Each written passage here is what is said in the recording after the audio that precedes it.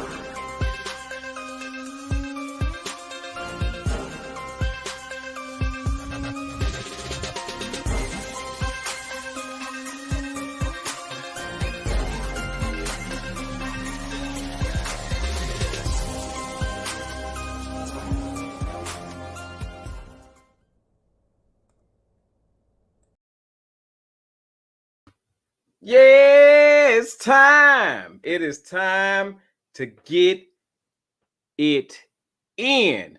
What a day 420 has been.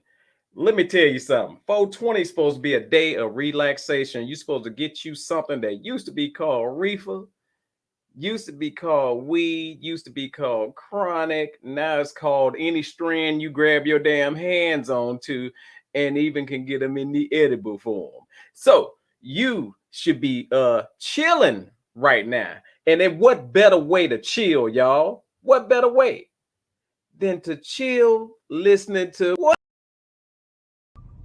What? The greatest news segment in history. TMI with Tate, the news edition. Man, we got a lot going on. I'm going to give y'all a chance to get in here, give y'all a chance to like, share, and subscribe to the YouTube channel, The Bad Squad, the B.A.D Squad. Make sure that you subscribe. Man, we got so much going on today with the jury coming out with their verdict for the Derek Chauvin trial regarding the death or the murder of our brother George Floyd. And we are happy that he was found guilty on all accounts, not some accounts, all accounts. But the only thing that I question is the damn accounts. That's what I question. They make this crap up as they go. They make it up as they go along. And it's a darn shame that we have to continue to be under two sets of rules in this country.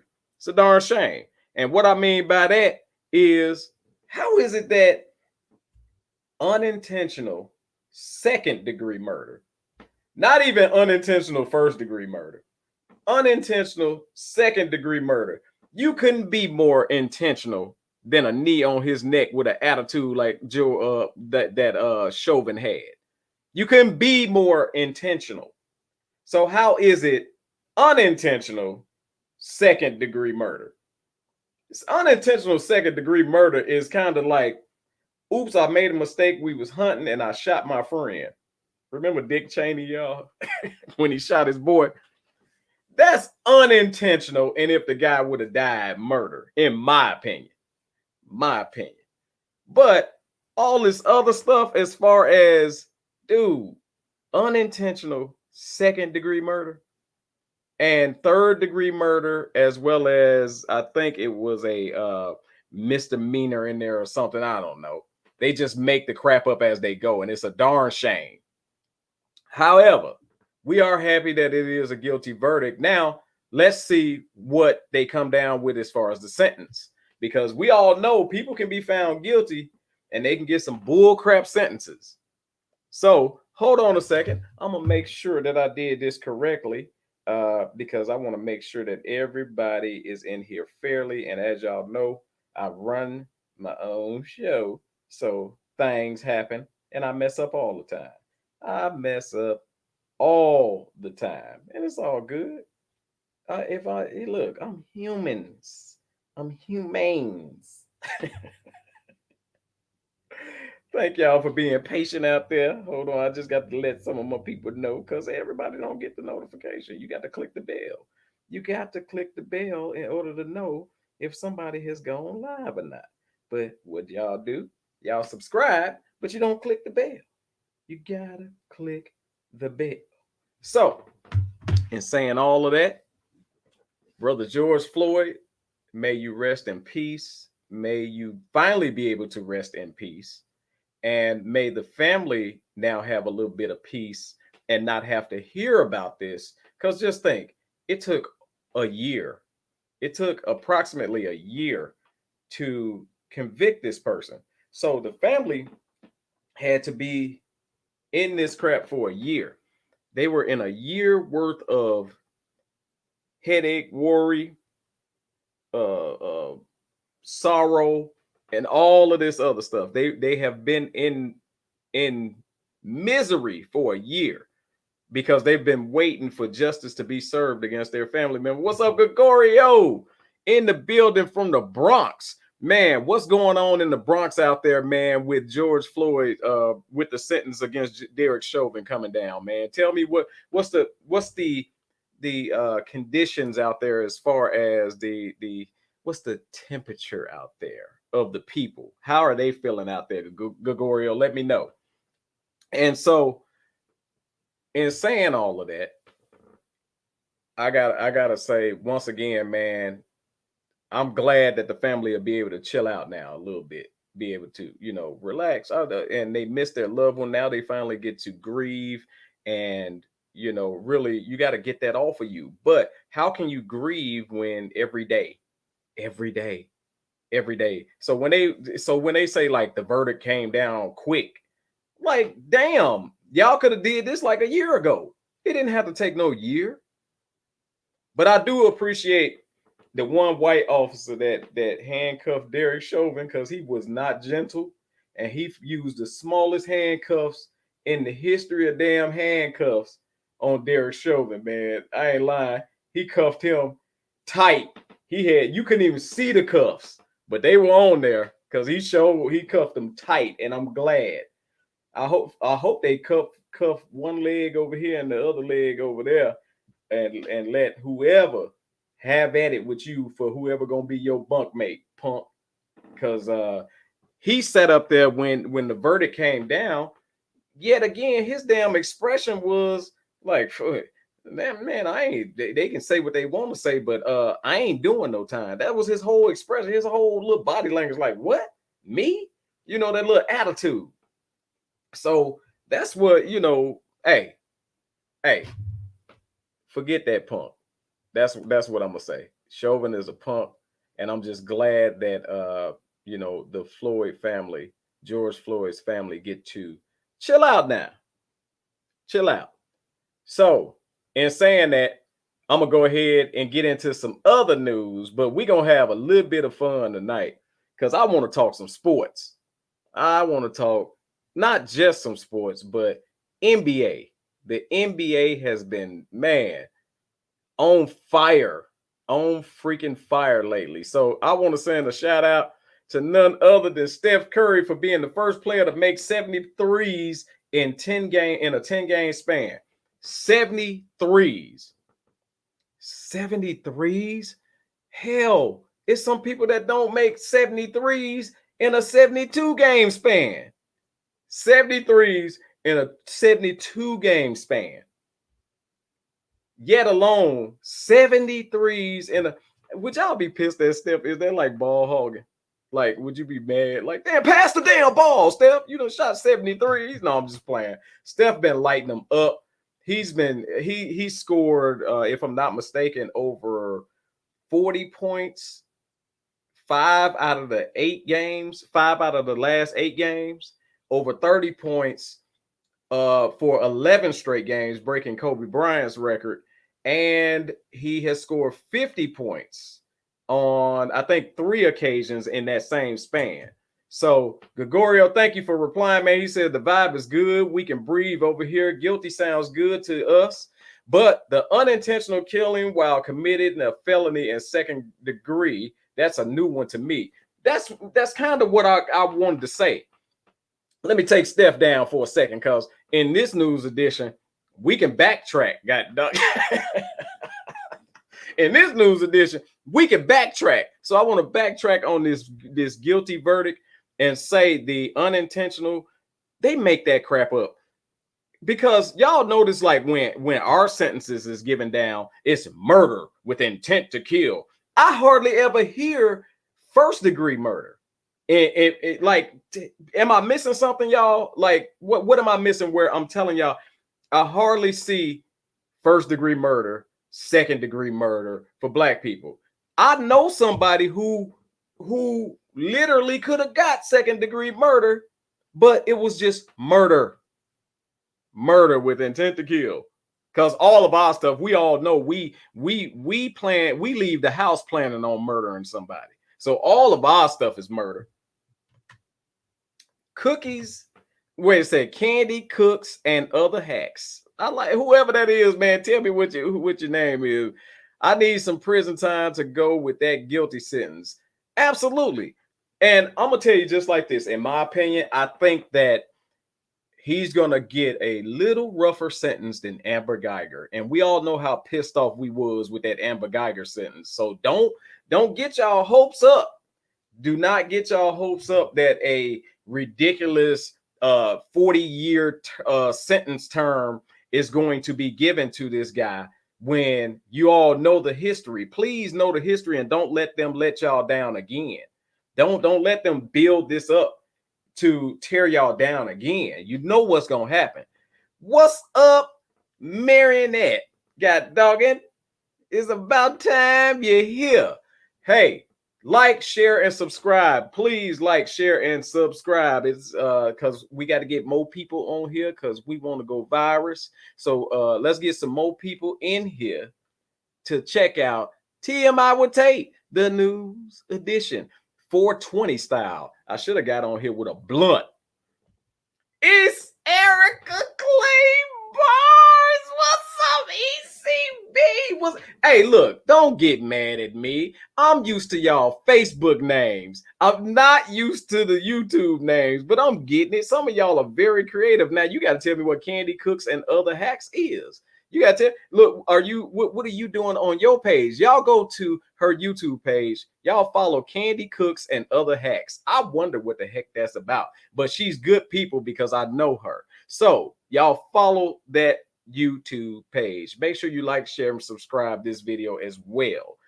Hey, so before I move on, we got Marionette in here. We got Erica Clay Barnes in here. Anybody else in here want to talk about the verdict? The guilty verdict of Derek Chauvin for murdering George Floyd. Do anybody else want to put their comment? Because I'm about to move on and I don't want y'all to make me backtrack twice. I think I could backtrack once, but backtracking twice is just damn trifling, I think. So y'all let me know what y'all want me to do. All right. Hey, going back to Steph. Steph Curry right now is playing the best basketball that he has played ever. Even in the MVP year. So, in my opinion, there's no reason why he should not be the MVP this year if he continue to play like this. I don't see anybody else that's close. LeBron is out hurt. KD being in and out hurt. Kyrie been on his fight the power thing, which I don't. Hey, look, I don't hate you for that, but this basketball I'm talking about. So when you out there doing this, he out there, putting it on him. So we talking basketball. Even though we need you, Kyrie, we need a lot more people like Kyrie. I'm gonna break off into another story, like when Kyrie was upset with Dennis Schroeder for calling him the N-word during a game. And I ain't gonna lie, I think we should like come down on people a little bit more, regarding calling out names. Because I'm gonna tell you what I experienced today. I experienced this. I went to the gym and I experienced this young white boy, and I can say young white boy because he was every bit of probably about 13, 14-ish, something like that. And he was in the gym playing the most N-word filled music out loud on his Bluetooth speaker. Now, the reason why that pissed me off is not because he was playing the music, because if you like the music, you like the music. He was playing NWA. He was playing Straight Outta Compton and all that. And it kind of threw me off because I'm like, what does young dude know about Straight Outta Compton and all that? And so it was other young black men, young black boys. I call them black boys too. Young black boys in the gym. So they working out. He playing N-word filled music. When the young black boys walked out the gym, he turned on the damn heavy metal. So it made me think, dude, was you doing that to try to impress them? Was you doing that to try to insult them? What was your purpose? Because immediately when they left out that gym, he turned back on his brand of music. Tell me if that don't make y'all wonder, especially during today, when this verdict was handed down, especially today. I wonder why he did that. Just me wondering. Y'all make sure y'all like, share, and subscribe to the YouTube page. We're going to move on because it's some greatness about to happen right now. Michael Jordan is going to present Kobe Bryant at the Hall of Fame induction, right? Who else better? Who else better? I remember a time when Kobe Bryant was out and he was doing all his mic stuff, but Kobe was like 18 years old. And I can honestly say, I hated the 18-year-old Kobe. That dude was so cocky, big-headed, and full of himself that I hated the young cocky Kobe. The man Kobe, when Kobe hit about late 20s, 30s, man, that dude was awesome to me. That dude was so awesome because the man Kobe showed a lot more of himself than the young guy that was copying Mike. And I mean, he copied Mike all the way. Walk like him, talk like him, chew gum like him, did everything like him. Michael Jordan, so don't like, I know Mike kind of competitive. Man, don't get in here and do no ignorant speech, man. Please be right, do right by Kobe, man. Because you got to take that as a compliment when somebody copy your every move. And you are the GOAT, Mike. You are the GOAT. So for him to copy your every move and master it like he did, dude, put him in there right. Mike, don't give no damn Hall of Fame speech like you gave for yours. Please don't do that. Cussing everybody out and stuff. Don't, Mike. Put Kobe in there right. You got to do Kobe right. What is y'all talking about? ECB said that's that BS. And says how he know they don't like heavy metal or why he feel the need to assimilate. See, that little boy, man, I really wanted to go over there and say, yo, I noticed that you flipped on, and I swear to God, it was the damn wrestling entrance music heavy metal that from the 80s that he put on for himself, but he was playing now y'all know Straight Outta Compton and F the Police, all that had nigga to the fifth power in it. And he playing it out loud on a big speaker, man. First of all, it pissed me off at the fact that you got a Bluetooth speaker in the damn gym. Everybody don't want to hear your stuff. Get some headphones. That's number one. Number two, I just think that, like, because on the real, when I came in there and I heard the music and I just saw the Bluetooth speaker, I looked at the little black boys like, man, come on, man. Do y'all have to do this? But they left, and I noticed that then he went over there and changed the music. I know it was his Bluetooth speaker because when he packed up, he put the speaker up and left. Marinette says, agree. I hate Kobe as a player. I hated Kobe as a player. Did you hate young Kobe or old Kobe? Because I actually liked old Kobe. And let's not call him old Kobe. Let's call him peak Kobe. When Kobe hit his peak. After Shaq, after all the drama, after the girl at the hotel. After that, after he did that. Marinette says there was an Uber driver who turned on hip hop when black people got in. That's different because you're kind of tailoring the music to your customer. Let me take Mike and them down. Hold on a second. You're tailoring the music to your customers when you do that. I get that more than I get this kid playing N-word filled music when the young black boys was in there, but then when they left, he immediately changed it and he was Welcome to the Jungle like a mug. Then I don't even think Welcome to the Jungle was wide enough for that. This was some, I'm telling you, Marinette know what I'm talking about. Some damn 80s and early 90s wrestling entrance music is what this heavy metal sound like. So you know it was Marinette. So you hated cocky Kobe, and in my opinion, cocky Kobe was young Kobe when he was with the Lakers when they was winning the championships with Shaq. I ain't like that Kobe, man. I did not like that Kobe. He was full of himself, arrogant, and all that other stuff. But I guess if you really think about it, that's why people didn't like Michael Jordan. But we loved him because we was either Bulls fans or we had never seen anything like Mike. But Michael Jordan was just as... I don't like old retired Jordan. I don't like him. He old and ignorant. I personally don't like old Jordan, and I'd be damned if I buy another pair of them recycled ass shoes. Which, let me not say another pair. I've never bought a pair of Jordans. I did have one pair. Thank you to my wife who bought me a pair. And I held on to them pair. I actually wore mine, and I wore them for so long that they came back out. Like they went out and came back out. So yeah, Gregorio says Kobe in his prime or Jordan in his prime, who will win? Mike, hands down.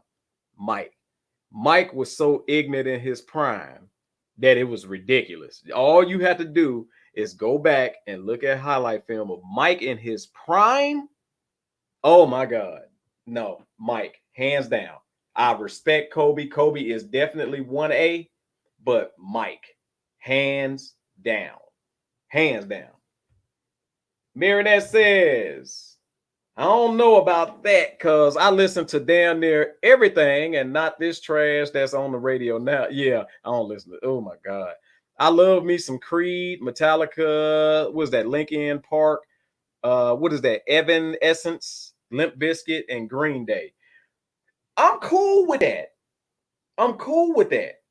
And if that's what you listen to, I would have respected that boy if he would have kept it going after they left. It was immediately when they left the gym, he turned. So it make me think, like, what was you doing that for? I respect that because, Marinette, I'm sitting here talking about old school 90s, early 80s, 90s wrestling music. I used to love a majority of that damn entrance music that they used to play coming in. Man, that's the only way I knew about metal. That's the only way I knew about certain groups and things like that was because of wrestling. So hell, what when Michael Freebird Hayes and them used to come to the ring with Bad Street USA, that wasn't no black music. Matter of fact, they didn't even like black people. I don't think they like black people. But Terry Gordy was the biggest. Never mind. Mike in his prime will beat the brakes off Kobe in his prime. I totally agree. Mike was different. Kobe was a beast, but you got to understand Kobe was a copy of Mike. Mike was just ridiculous in his prime. It just wasn't even close. It wasn't even, oh my God, it wouldn't even been close. I respect Kobe and I respect the 81, even though the Toronto Raptors need their ass whooped for that game. They literally just let him score. They just let him do his thing. Now, don't get me wrong. He hit some difficult shots, but they gave up. Like at a certain point, Jalen Rose now, while Jalen always be talking that stuff, Jalen Rose, that 81 was for you. I walk back and stand there. Yeah. You walk back and are you talking about the wrestling music? Speaking of 90s era music, tell me you saw Stone Cold special on A&E. I haven't. I'm saving it. I haven't seen it yet, but I'm saving it. I'm gonna go and check it out because I heard there's some new stuff that's going down on there. Anyway, Mike set the bar. Absolutely. Mike, man, Mike was so different coming in. Almost, I'm gonna tell you like this. I'm gonna be for real with you. I'm finna be for real with you. I'm finna be very controversial at this point. The only other player that had, no, there's only a couple of players that had dramatic changes that came in and affected the game to a dramatic change. Dramatic change. Of course, with all of the influx of the ABA players, we're not going to talk about that. I'm going to start with Mike because that's what I can remember.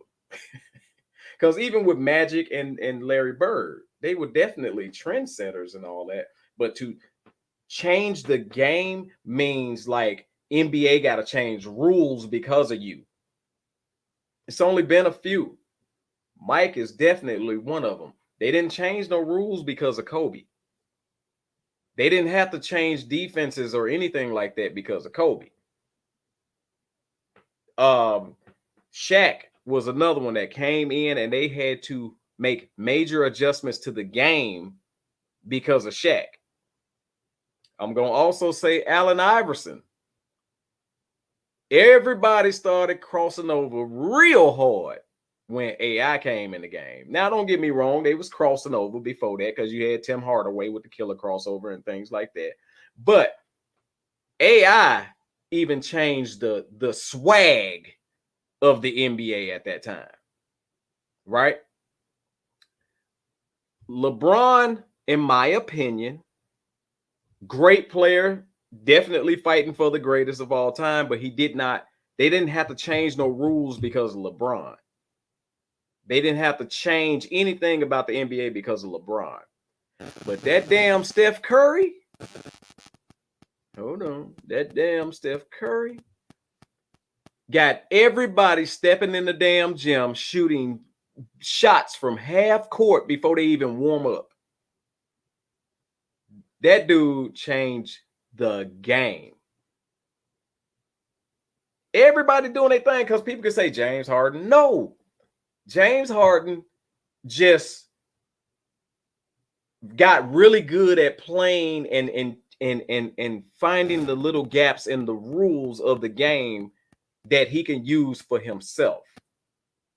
Steph Curry, on the other hand, changed the game, got everybody jacking from half court. Hell, I will even get out there and damn near throw my shoulder out of place and throw a half court shot up thinking that it's going to go in because I see Steph do it like it ain't nothing. Steph got these kids doing stuff. These kids won't even warm up no more. They step right on the court and launch it. Gregorio says dramatic change to the game is Shaq. Definitely. What's up, Allison? I see you, girl. Dramatic change to the game. No, no. Hell no. Hell no. Gregorio, I have to minus some cool points from you on this one. I say double and triple hell no. So what? He ran off the ball and shot the ball like crazy, but there's been other people to do the same, and they never had to change one single rule because of Reggie E.T. Miller. They've never had to change anything because of Reggie Miller. Come on, man. You got to come better than that. You got to come better with that. That's just like, I'll even go back and say Kareem. They had to change some stuff up with Kareem because Kareem was killing, dominating them. Okay, so go ahead and tell me what your Reggie Miller was Indiana Pacers, period. Absolutely. He was the face of the Pacers. He was. And he did a great job until Tayshaun Prince blocked his damn shot off the backboard. But he is not in the level or nowhere near the area of the guys that I just mentioned. I'm talking about folks where when the league copy off of you, when the league have to make adjustments for you, then you something special. Think about it. They thought Steph wasn't going to be nothing when he first came in. And he was always spraining them little tender ankles. They thought Steph wasn't going to be nothing. So, in saying all of this, I need to get to the corner because I want to discuss some stuff, y'all. Can y'all allow me a second to get to the corner? But while I go to the corner, I got to show y'all this mess. I was dying. Check this out, y'all. Apply force. Okay, you hold them and you apply force.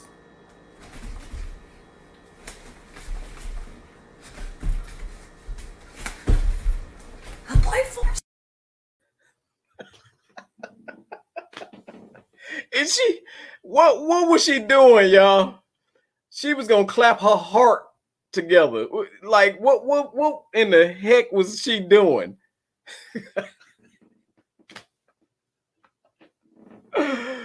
Black women, y'all better know y'all are the most admired and the most copied species on this freaking earth, man. Oh my God. What was she doing, y'all? It looked like the middle of her back was itching and she couldn't scratch it. Like, what was she doing? No, he was not the original 3-man. No, he wasn't. There was plenty of people shooting very good 3-pointers and running off the ball at that time. I agree. He was cold. He was a killer at sometimes because if a bigger killer came in, he'll get killed. But Reggie just wasn't. Nobody went out and said, I got to get that damn Reggie Miller jersey, but people in Indiana. Nobody went out and got a damn Reggie Miller jersey. What's so damn special about that corner? Are they giving away fried chicken? Hey, I don't know, but homegirl had the swine flu or something. Let me see what Marinette is suffering, Tate. She was suffering. Boy, what's up, Marvin? I saw trying to clap with her knees. Wait a minute, y'all. Wait. Yeah, wait. Apply force. Okay, you hold them and you apply force.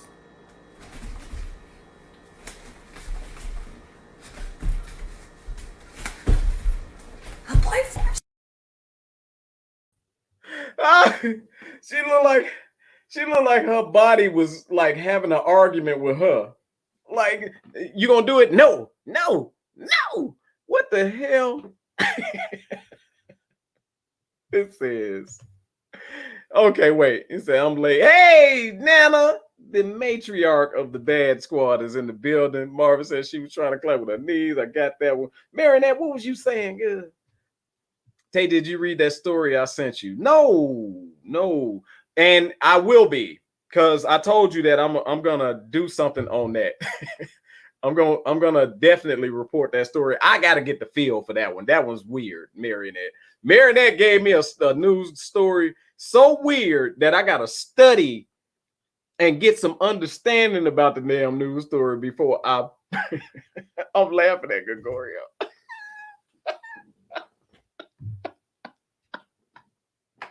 Wait. Y'all know me. Apply force. Okay, you hold them and you apply force.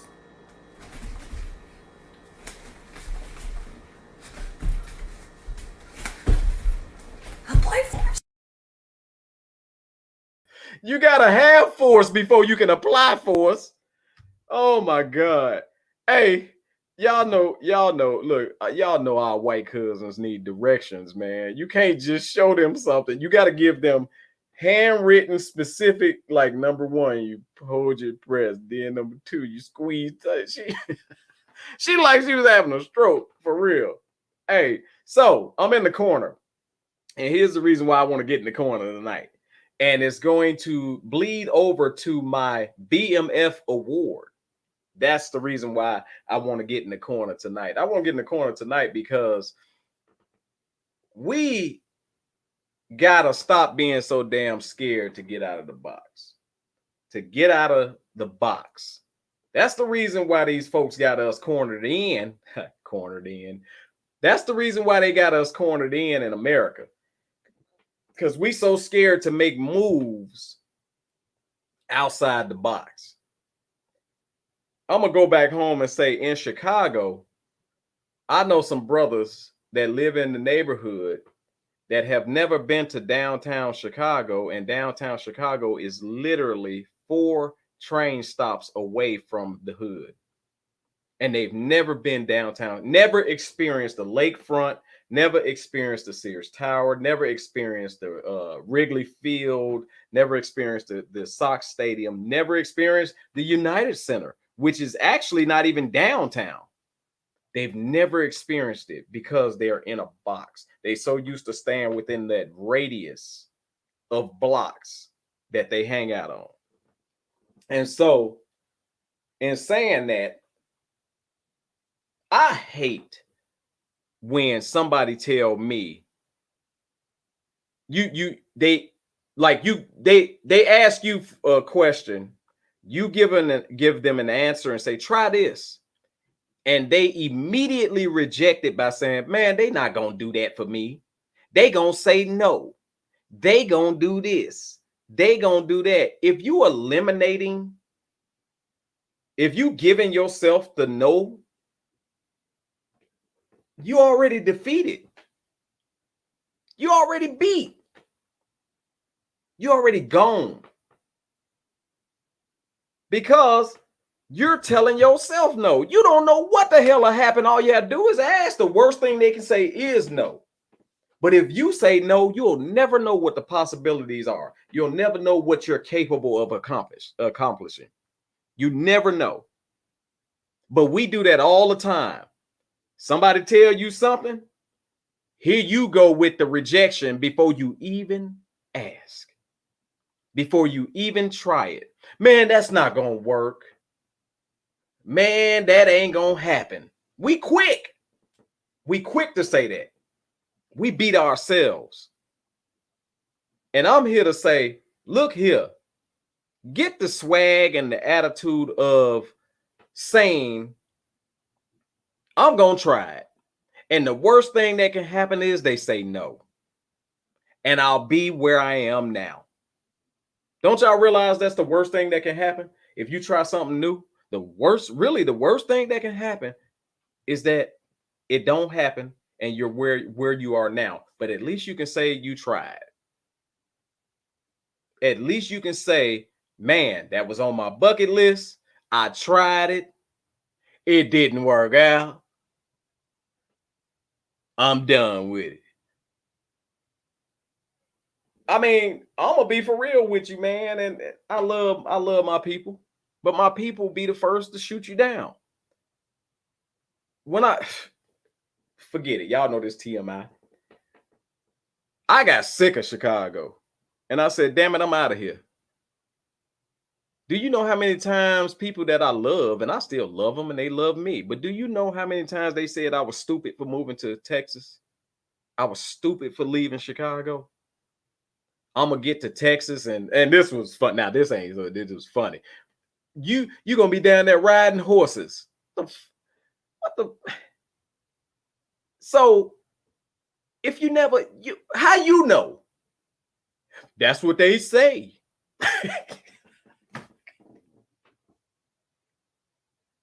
How you know I'm gonna be down there riding horses?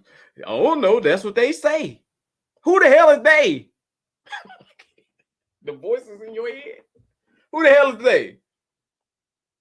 So imagine if I'd have said,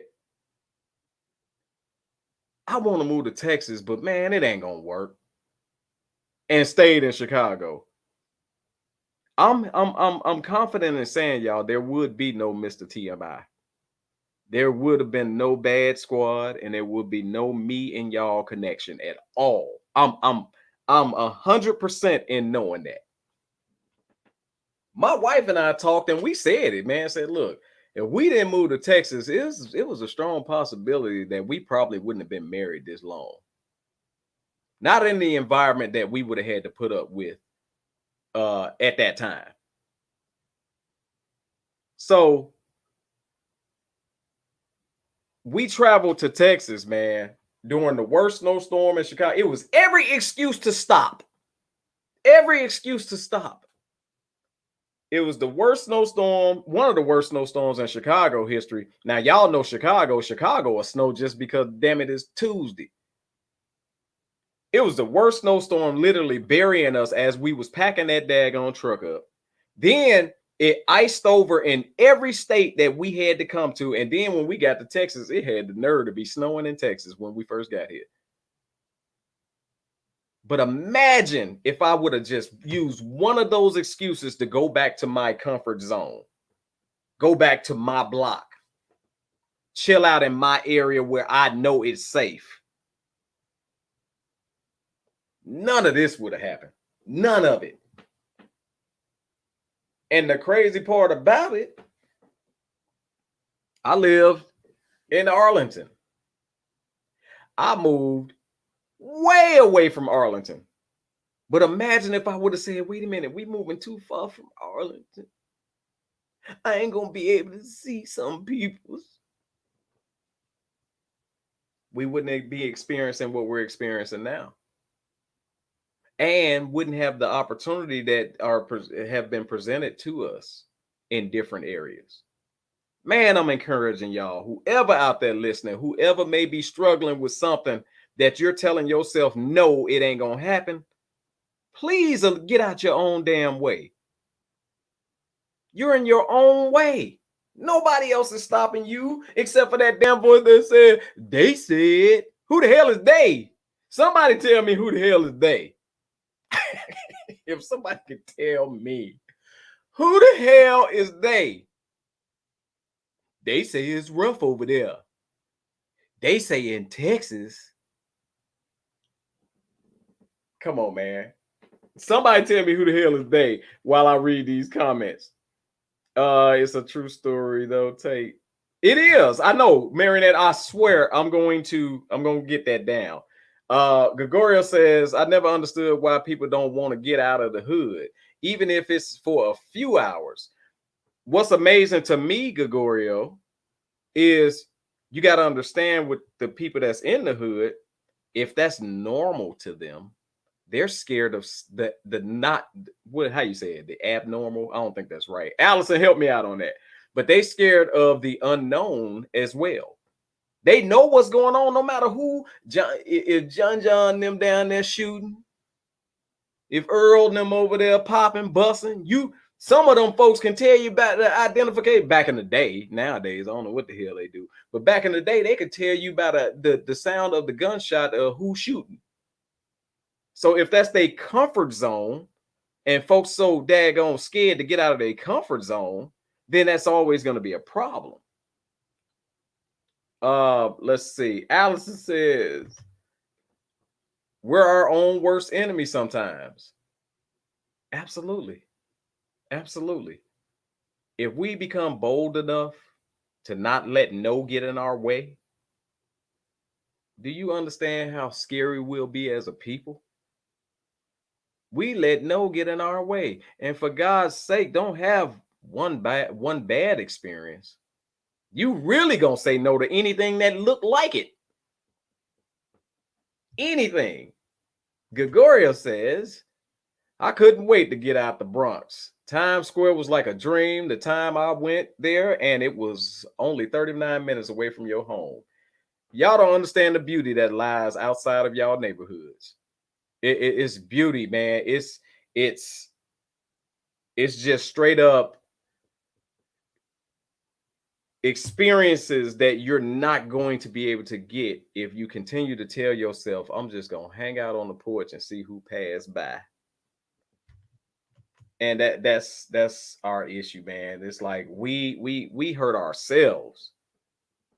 Just like Allison said, we are our own worst enemy because of that no word, because of that F word. And I'm not talking about Farfanugan or Frusenglagen. I'm talking about fear. We scared of our own. We scared. We are a scared people. That's the reason why a lot of people got to walk around like they tough, because they scared.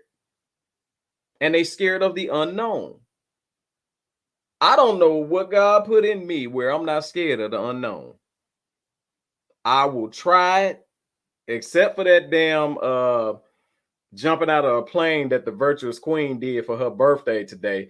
Happy birthday, Virtuous Queen, but you crazy as hell for that one. I'm not jumping out no dang on plane. So you can have that one.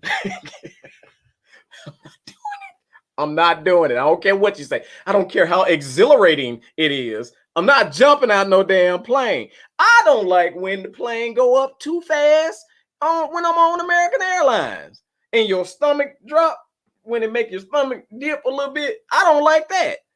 And then they want you in the seatbelt. You can't get up and go to the bathroom. I don't like that. So I'm damn sure not gonna say, you know what? Forget this plane. I know we 10,000 feet in the air, but forget this plane. I'm finna jump out with this balloon on my back. No. I've jumped off the bunk beds with a quilt and it didn't work. I hit the floor real hard thinking that was a parachute. So I'm damn sure not gonna jump out the plane 10,000 feet in the sky and burn my ankles off when I get to the bottom. Ain't gonna happen. I don't care what white guy you strap me to. It ain't happening. Pause. That's for Gregorio. I know they do the pause out there. Mary that says, I got out of my comfort zone when I went on my first cruise. I can't swim.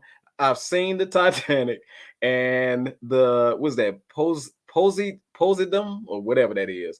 And I'm now a seasoned cruiser and travel agent. Yeah, exactly. And as I told Marionette, hey, if anybody out there that's looking to take any trips, cruises or anything like that, y'all look up Mahogany Life on YouTube, but that is Marionette Bill on Facebook.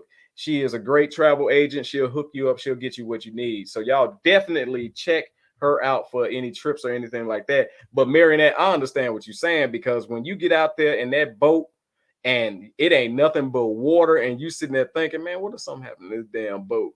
I can't swim and I can't beat nothing down there swimming that's in that damn water. What am I going to do?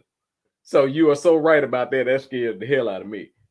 Allison says, fear of the unknown is good enough. In what way?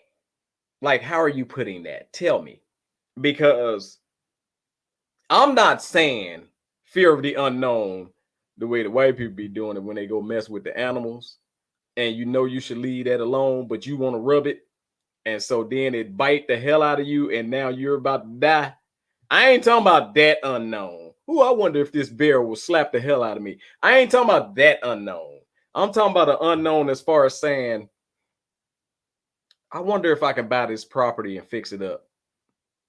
And or I wonder if I can buy a gas station. I wonder if I can buy a convenience store. I want, if all of these other people are coming in our community and they're starting businesses, I wonder if I can start my own damn business in my community. That's what I mean by, but guess what you gonna do? You gonna say, man, it ain't gonna work. Black people ain't gonna buy from me. They ain't gonna take me serious. They ain't gonna, you already can't, you already done beat yourself.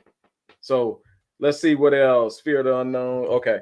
So Allison says people fear failure and success, and we self-sabotage in both cases. Absolutely. And you know what's crazy about it? I understand the fear of failure. I get it. But how you gonna be scared of success? I mean, that's not a question that I'm asking because I don't know. That is really just me being flabbergasted about you being scared of success. Of success. And also, we got to stop being successful or seeing another Black person's success and thinking that that's holding you back. We do that a lot too, man. Also, fear writing a book because I felt like nobody would read it. Man, I had a fear of launching TMI with Tate News Edition because I said ain't nobody gonna watch it. I'm talking to somebody. I ain't talking to my damn self. Allison know that. Allison, you know that. I was scared to launch TMI with Tate. First of all, I'm a bit of a perfectionist, so I feel like things gotta go right. Not from because I mess up all the time. I ain't talking about that, but I just feel like things gotta go right. Things gotta be clean. Things gotta be crisp. I like that. So that was one of my things where if I couldn't do it right, I didn't want to do it at all. That's number one. But the second one was, ain't nobody gonna watch it. Man, they ain't gonna watch it. They not gonna tune in and then, you know, if and I'll be honest, damn that TMI with Tate, Mr. TMI, what is TMI? Too much information, all that other stuff, transparency, all that good stuff. I'm gonna tell you just like this. Even when I started the Bad Squad, I felt like I needed 20 people on there for one person to watch because ain't nobody gonna want to watch me. That's just facts. That's just facts. But at some point, you got to step out there and be like, you know what?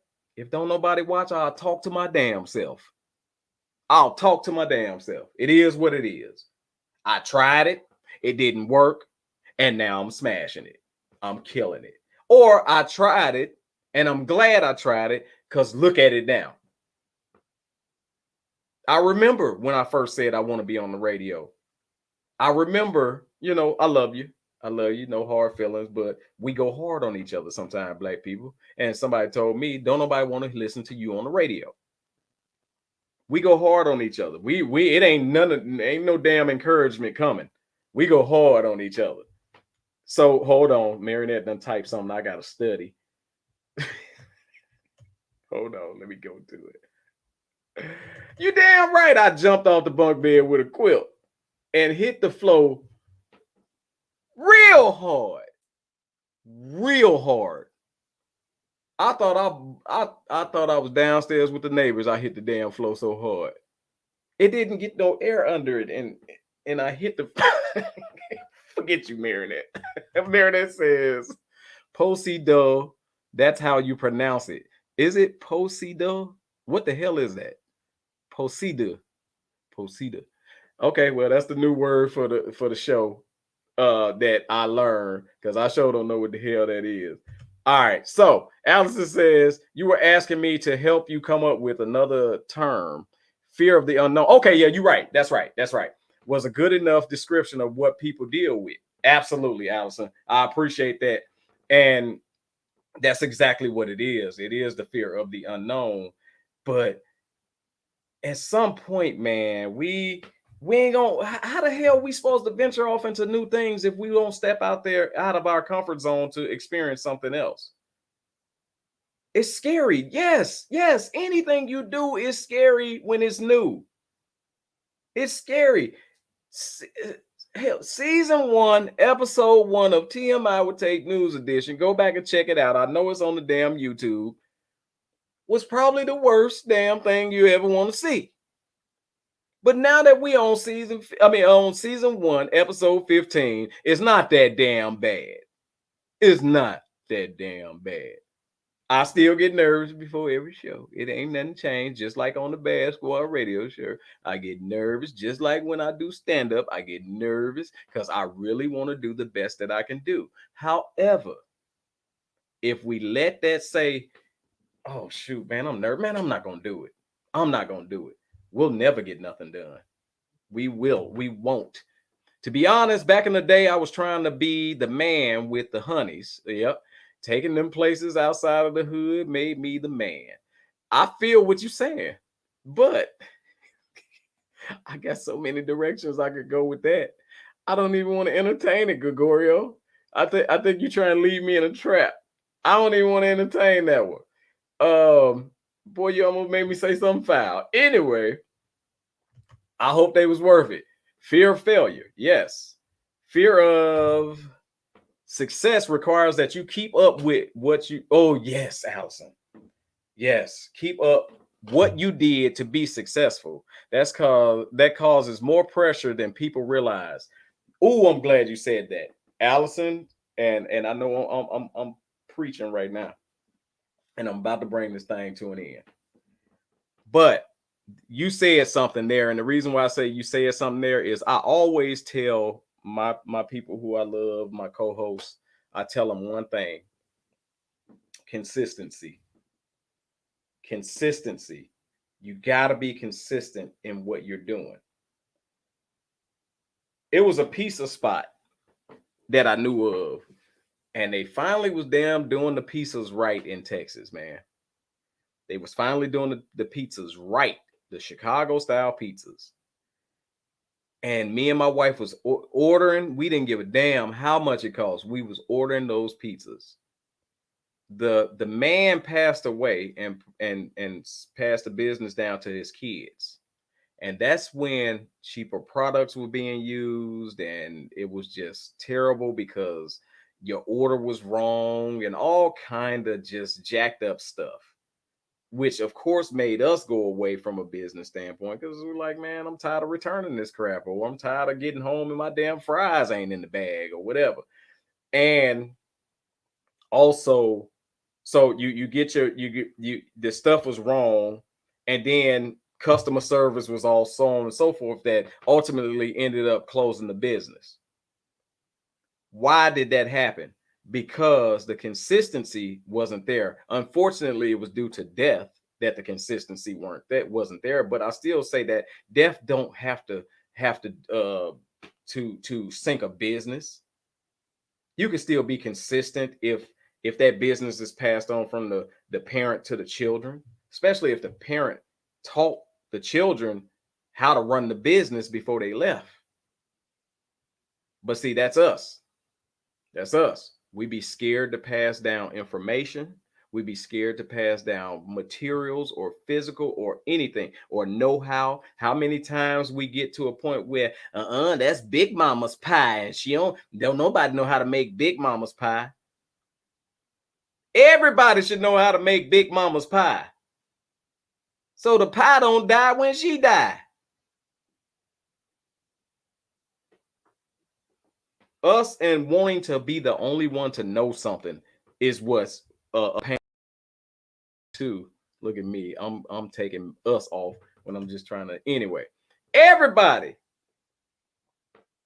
wanting to be the only one to have, the only one to shine, the only one to own, the only one to ride, the only one to, do something. Yeah, I'm going on a cruise and ain't nobody else in here gonna go on no cruise but me. I bought this shirt, and this shirt, the best shirt ever made. And ain't nobody else, I ain't telling nobody else where to buy this shirt. We do stuff like that. And we just don't know how hard that is on the community when we don't share information. Gregorio says, Tate, sir, ain't nothing like New York pizza, bro. So that's a good way for me to get out the daggone corner. Right there. Right there. Gregorio always starting stuff. And so now I got to come out the corner, and Gregorio, I will challenge you, brother, to any of them little sorry New York pizza spots, wherever you want to get it, and I'll get the most hood thin crust, sausage and cheese only pizza from Chicago. You can get the deep dish New York, flip them, toss them up, smack them, and lick it and rub it down pizza that you can find. I'm going to get the hoodest sausage and cheese, thin crust Chicago pizza. And I bet you it will blow that out the water. Willing to bet you. Willing to bet you. New York, I respect y'all. We are the second city when it comes to y'all. I get it. I get it. New York's the first city, Chicago the second city. But when it comes to pizza, y'all asses ain't even the second city. We the number one. And Texas, kill yourself when it comes to pizza. Kill yourself when it comes to pizza. Texas make me hate to eat pizza. Where y'all ass at in here from Texas? Tell me about a good Texas pizza. It's horrible. First thing I'm going to do when I go home and get a damn pizza because of y'all. They be thinking that Cece's and what's his name? Mr. Jim's and what's the other one name, y'all? Mr. Jim's, Cece's, Domino's. Y'all, people feed Domino's to their dogs in Chicago. Like, don't start no stuff. That's right. Real New Yorkers don't do deep dish. Good. Because deep dish is disgusting. I hate when somebody tell me, "Oh, you from Chicago. You know about them deep dish." I hate deep dish pizza. I hate they invented deep dish pizza. It's disgusting. And you're right. Yeah, I get it. And I own that. I own that. We the second city. Okay, cool. We and I say we because I still rep the Chi. I love you, Texas. I really do. I wouldn't be here if I didn't. And y'all are so much better from in a lot of areas than Chicago, and that's the reason why I'm here. But damn it, when it comes to food, y'all ain't even close. I don't want to hear about no damn Mexican food. I don't want to hear about no Tex-Mex. I don't want to hear about no chicken, pizza, burgers, or none of that. It's disgusting. And maybe I ain't been to, because I know somebody from Texas is gonna come in here and say, "Well, you just ain't been to the right spots. And y'all damn sure ain't got the best barbecue." Stop it with your cherry oak wood and all that other stuff. I can find a black person in Chicago that cut down a pine tree and will smoke some barbecue way better than what's down here. I'm just saying. Marvin says, "You right. I can't think of none. None. No damn pizza down here, man. It's terrible." Wait, I see it. I'm laughing too. There's a place by me called Emilio's. Nope, it ain't gonna get it. Heard about them, ain't gonna get it. They have pizza that's unheard of. It will definitely have you saying maybe it will change your life. It won't. Because, first of all, I heard of Emilio's. I think they got one down here. It's horrible. It's horrible. They try to copy New York pizza down here, too. It's horrible. I don't even want Gregorio, mail me a piece. I can mail you a piece of Chicago pizza, and I don't give a damn how cold it get. I don't care. I don't care if the meat turned gray. When you eat it, you gonna truly know who the champion of pizza is. I don't know how the hell. See, Gregorio got me fighting about pizza now. Hold on now. Barbecue here is good. No, it's not. This mushy, over smoked barbecue is not good. It's not good. It really isn't. I'm going to give y'all this, Texas. I have tasted the best brisket that I've ever tasted in Texas. And that's because somebody uncle did it. But it ain't coming from no damn stove. That's because somebody uncle did it. Best brisket. I mean, this brisket was like, oh my God, this brisket was like, oh, it was effortless to chew it. This brisket was the bomb. I mean, to the point where I'll fry a turkey for him and he do the brisket for me. That brisket is off the chain. So I give him that. I give y'all that, Texas. The best brisket I ever tasted was in Texas. See, and that's the problem. This right here is the problem, right? I'm not talking about your daddy's barbecue. I'm sure your daddy barbecue is just way up to the moon good. I'm talking about this commercial crap. I'm talking about these restaurants here. It's not good. I'm not by all means challenging anybody's personal kitchen. I'm challenging the restaurants, the establishments that be talking about they got the best damn food and they don't. They don't. That's what I'm challenging. So please prove me wrong. Because I know some hood spots in Chicago with a variety menu that'll kill about 4 restaurants down here. If they ever came down here, those restaurants would not exist anymore. I'll challenge a steak burger from Chicago against a Whataburger from Texas any day of the week. Any day of the week. How did we get here? Y'all got me hungry now.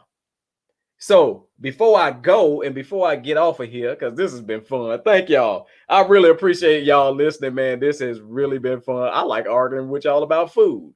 I like arguing with y'all about sports and all of that. But I got to give out the KMBA award. No, not the KMBA award. I'm mixed up. Hold on. First of all, no. First of all, kiss my black ass, Derek Chauvin, and the other officers that was on the back of George Floyd. So y'all kiss my black ass defense attorney, because you was bringing up some bogus bull crap. So I got to have a kiss my black ass.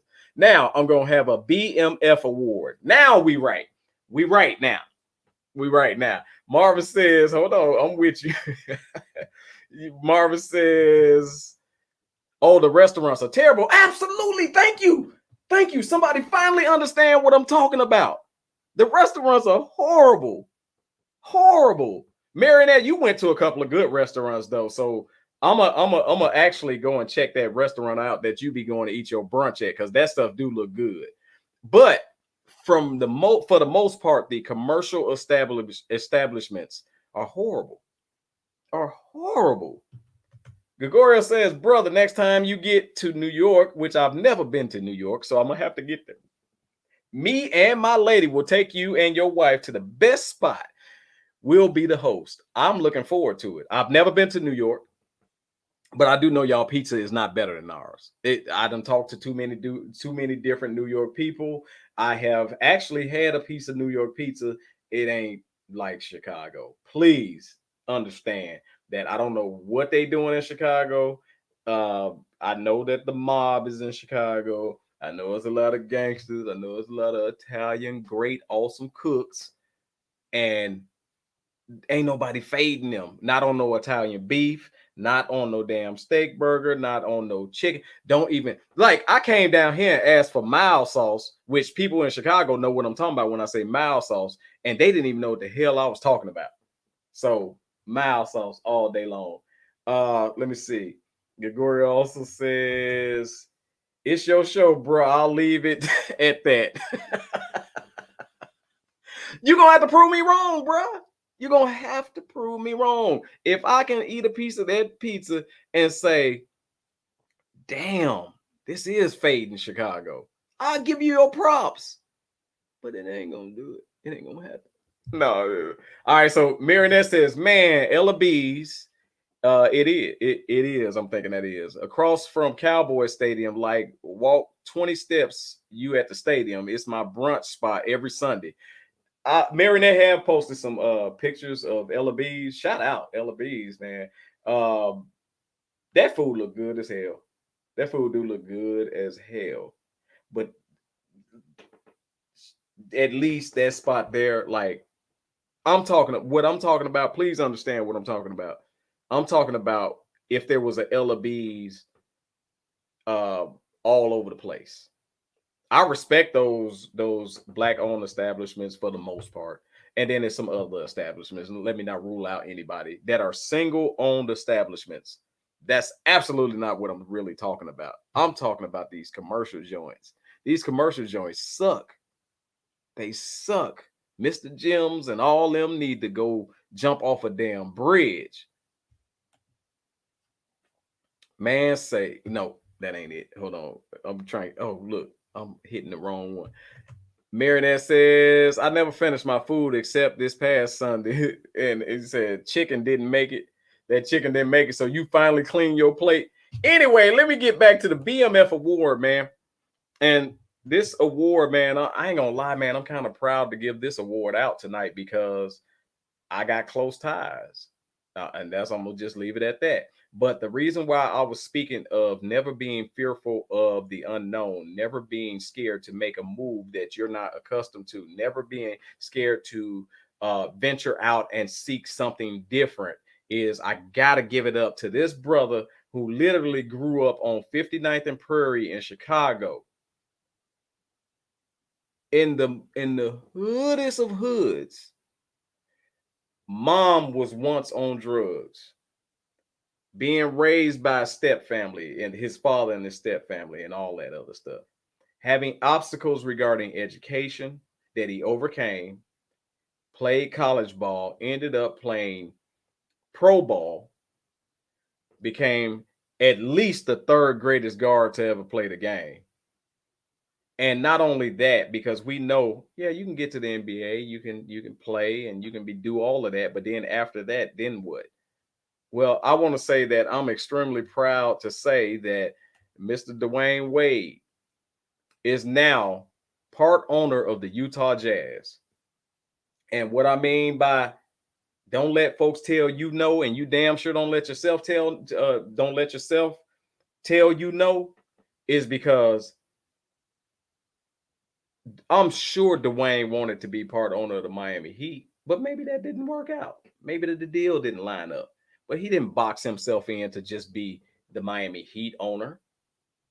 He ventured out there and found what opportunity he could benefit the most from as an owner, and he took it. I'm not talking about GM in somebody's office. I'm not talking about front office GM. I'm not talking about none of that, right? I'm not talking about the VP. I'm not talking about none of that because you're still an employee of what? The owner. And he decided to step way up and become the owner, part owner of the Utah Jazz. So that's a bad mother right there to make that move. That's a bad mother. And I'm going to tell you just like this. Dwayne Wade wasn't satisfied with being under Jordan Brand. He wasn't satisfied with being under Converse Brand. He wasn't satisfied just to have a shoe. Dwayne Wade shoes, he has multiple shoe stores over in China under the Ling Ning brand, which is the Ling Ning brand is like the Nike brand in the United States in China. Ling Ning is like Nike in China. He owns his shoes through the Ling Ning brand, and they're some of the top selling shoes over there, as well as selling pretty damn good over here too. He also has a winery, Wade Wines. The reason why I'm saying all of this is because look at how his eggs are not in the same basket. Look at how he spread. He didn't say, well, I don't know nothing about wine. I don't know nothing about China. I don't want to do that. I don't know nothing about wine. I don't want to do that. I don't know nothing about, being no owner. I'm a player. He didn't tell himself no. And that's what I'm encouraging y'all out there to do. Don't tell yourself no, because at that point, you can be limitless on what you can accomplish. Now, in saying that, it's time for me to go. It's time for me to go. This has been a hell of a show. I really appreciate, once again, all of y'all listening. I'll be back next Tuesday night, hopefully, if I ain't tired from that Chicago trip that I'm going on. I'll be back next Tuesday night. For those who don't know what the hell they just listened to, let her tell you. The greatest news segment in history. TMI with Tate, the news edition. I'm out of here, y'all. TMI. shoot.